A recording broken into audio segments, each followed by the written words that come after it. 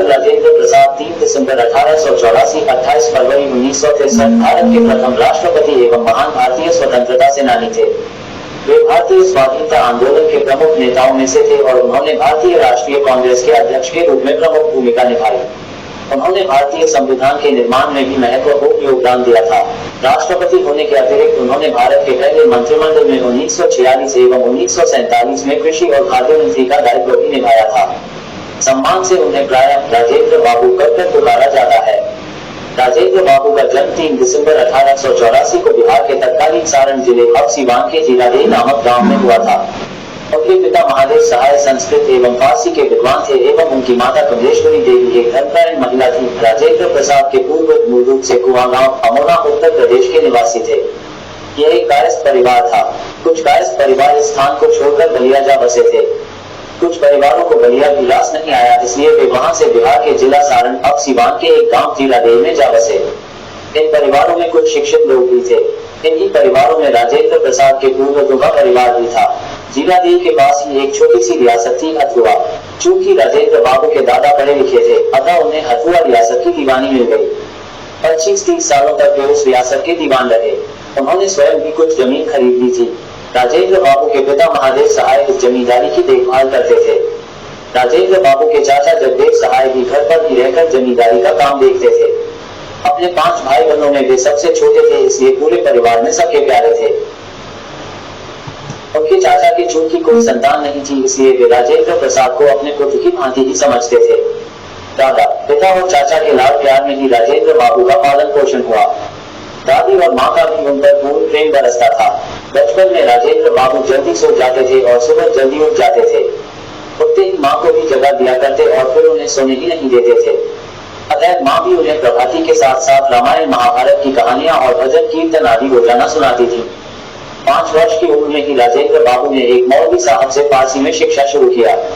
उसके बाद वे अपनी प्रारंभिक शिक्षा के लिए छपरा के जिला स्कूल गए। राजेंद्र बाबू का विवाह उस समय की परिपाटी के अनुसार बाल्यकाल में ही लगभग 13 वर्ष की उम्र में राजवंशी देवी से हो गया। विवाह के बाद भी उन्होंने पटना की T0K0 घोष अकादमी से अपनी पढ़ाई जारी रखी। उनका वैवाहिक जीवन बहुत सुखी रहा और उससे उनके अध्ययन अथवा अन्य कार्यों में कोई रुकावट नहीं पड़ी।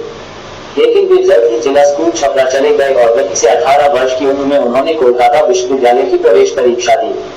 उस प्रवेश परीक्षा में उन्हें प्रथम स्थान प्राप्त हुआ था। सन 1902 में उन्होंने कोलकाता के प्रसिद्ध प्रेसिडेंसी कॉलेज में दाखिला लिया। उनकी प्रतिभा ने गोपाल कृष्ण गोखले तथा बिहार विभूति अनुग्रह नारायण सिन्हा जैसे विद्वानों का ध्यान अपनी ओर आकर्षित किया। 1915 में उन्होंने स्वर्ण पद के साथ विधि पर स्नातक LLM की परीक्षा पास की और बाद में लॉ के क्षेत्र में ही उन्होंने डॉक्टरेट की उपाधि भी हासिल की। राजेंद्र बाबू कानून की अपनी पढ़ाई का अभ्यास भागलपुर बिहार में किया करते थे। यद्यपि राजेंद्र बाबू की पढ़ाई फारसी और उर्दू से शुरू हुई थी, तथापि B010 में उन्होंने हिंदी की ली। वे अंग्रेजी, हिंदी, उर्दू, फारसी व बंगाली भाषा और साहित्य से पूरी तरह परिचित थे तथा इन भाषाओं में सरलता से प्रभावकारी व्याख्यान भी दे सकते थे। गुजराती का व्यवहारिक ज्ञान भी उन्हें था। M0L0 परीक्षा के लिए हिंदू कानून का उन्होंने संस्कृत ग्रंथों से ही अध्ययन किया था। हिंदी के प्रति उनका अगाध प्रेम था। हिंदी पत्र पत्रिकाओं जैसे भारत मित्र, भारतोदय, कमला आदि में उनके लेख छपते थे। उनके निबंध सुरुचिपूर्ण तथा प्रभावकारी होते थे। 1912 में जब अखिल भारतीय साहित्य सम्मेलन का अधिवेशन कलकत्ते में हुआ, तब स्वागतकारिणी समिति के वे प्रधानमंत्री थे। 1920 में जब अखिल भारतीय हिंदी साहित्य सम्मेलन का 10वां अधिवेशन पटना में हुआ, तब भी वे प्रधानमंत्री थे। 1923 में जब सम्मेलन का अधिवेशन काकीनाडा में होने वाला था, तब वे उसके अध्यक्ष मनोनीत हुए थे, परंतु दुर्घटना के कारण वे उसमें उपस्थित न हो सके, अतः उनका भाषण जमनालाल बजाज ने पढ़ा था। 1926 में वे बिहार प्रदेशीय हिंदी साहित्य सम्मेलन के और 1927 में उत्तर प्रदेशीय हिंदी साहित्य सम्मेलन के सभापति थे। हिंदी में उनकी आत्मकथा बड़ी प्रसिद्ध पुस्तक है। अंग्रेजी में भी उन्होंने कुछ पुस्तकें लिखी। उन्होंने हिंदी के देश और अंग्रेजी के पटना लॉजिकली समाचार पत्र का संपादन भी किया था। भारतीय स्वतंत्रता आंदोलन में उनका पदार्पण वकील के रूप में अपने करियर की शुरुआत करते ही हो गया था। चंपारण में गांधी जी ने एक तथ्य अन्वेषण समूह भेजे जाते समय उनसे अपने स्वयं सेवकों के साथ आने का अनुरोध किया था। राजेंद्र बाबू महात्मा गांधी की निष्ठा, समर्पण एवं साहस से बहुत प्रभावित हुए और 1928 में उन्होंने कोलकाता विश्वविद्यालय के सेनेटर का पदत्याग कर दिया। गांधी जी ने जब विदेशी संस्थाओं के बहिष्कार की अपील की थी तो उन्होंने अपने पुत्र मृत्युंजय प्रसाद, जो एक अत्यंत मेधावी छात्र थे, उन्हें कोलकाता विश्वविद्यालय से हटाकर बिहार विद्यापीठ में दाखिल करवाया था। उन्होंने सर्चलाइट और देश जैसी पत्रिकाओं में इस विषय पर बहुत से लेख लिखे थे और इन अखबारों के लिए अक्सर वे धन जुटाने का काम भी करते थे। 1914 में बिहार और बंगाल में आई बाढ़ में उन्होंने काफी बढ़ चढ़कर सेवा कार्य किया था। बिहार के 1934 के भूकंप के समय राजेंद्र बाबू कारावास में थे। जेल से 2 वर्ष में छूटने के पश्चात वे भूकंप पीड़ितों के लिए धन जुटाने में तन मन से जुट गए और उन्होंने वायसराय के जुटाए धन से कहीं अधिक अपने व्यक्तिगत प्रयासों से जमा किया। सिंध और पेटा के भूकंप के समय भी उन्होंने कई राहत शिविरों का इंतजाम अपने हाथों में लिया था। 1934 में वे भारतीय राष्ट्रीय कांग्रेस के मुंबई अधिवेशन में अध्यक्ष चुने गए। नेताजी सुभाष चंद्र बोस के अध्यक्ष पद से त्याग पत्र देने पर कांग्रेस अध्यक्ष का पदभार उन्होंने एक बार पुनः 1939 में संभाला था। भारत के स्वतंत्र होने के बाद संविधान लागू होने पर उन्होंने देश के पहले राष्ट्रपति का पदभार संभाला।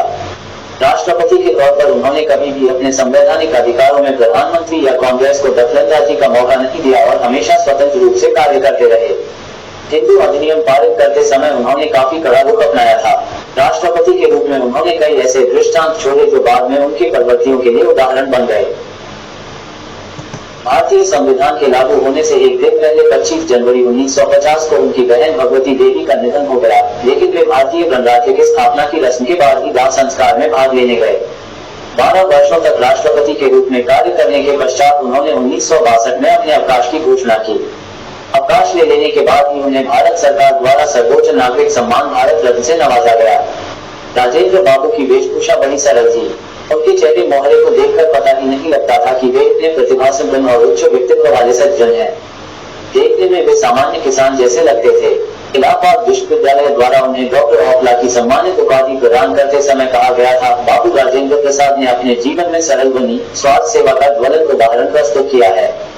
जब वकील के व्यवसाय में चरम उत्कर्ष की उपलब्धि दूर नहीं रह गई थी, इन्हें राष्ट्रीय कार्य के लिए आह्वान मिला और उन्होंने व्यक्तिगत भावी उन्नति की सभी संभावनाओं को त्याग कर गाँवों में गरीबों तथा दीन कृषकों के बीच काम करना स्वीकार किया।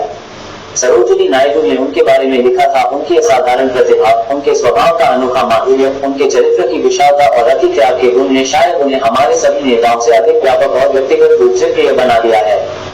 गांधी जी के निकटतम शिष्यों में उनका वही स्थान है जो ईसा मसीह के निकट सेंट जॉन का था। सितंबर 1962 में अवकाश ग्रहण करते ही उनकी पत्नी राजवंशी देवी का निधन हो गया। मृत्यु के 1 महीने पहले अपने पति को संबोधित पत्र में राजवंशी देवी ने लिखा था, मुझे लगता है मेरा अंत निकट है, कुछ करने की शक्ति का अंत, संपूर्ण अस्तित्व का अंत। राम शब्दों के उच्चारण के साथ उनका अंत 28 फरवरी 1963 को पटना के सदाकत आश्रम में हुआ। उनकी वंशावली को जीवित रखने का कार्य उनके पुत्र अशोक जाह्नवी प्रसाद कर रहे हैं। वे पेशे से एक अंतरराष्ट्रीय ख्याति प्राप्त वैज्ञानिक एवं मनोचिकित्सक हैं। उन्होंने बाइपोलर डिसऑर्डर की चिकित्सा में लिथियम के सुरक्षित विकल्प के रूप में सोडियम वैल्प्यूरेट की खोज की थी। अशोक जी प्रतिष्ठित American academy of art and science के सदस्य भी हैं। राजेंद्र बाबू ने अपनी आत्मकथा 1946 के अतिरिक्त कई पुस्तकें भी लिखी, जिनमें बापू के कदमों में बाबू 1954, इंडिया डिवाइडेड 1946, सत्याग्रह एट चंपारण 1922, गांधी जी की देन, भारतीय संस्कृति व खादी का अर्थशास्त्र इत्यादि उल्लेखनीय है। सन 1962 में अवकाश प्राप्त करने पर राष्ट्र ने उन्हें भारत रत्न की सर्वश्रेष्ठ उपाधि से सम्मानित किया। ये उस भूमिपुत्र के लिए कृतज्ञता का प्रतीक था जिसने अपनी आत्मा की आवाज सुनकर आधी शताब्दी तक अपनी मातृभूमि की सेवा की थी। अपने जीवन के आखिरी महीने बिताने के लिए उन्होंने पटना के निकट सदाकत आश्रम चुना। यहाँ पर 28 फरवरी 1963 में उनके जीवन की कहानी समाप्त हुई।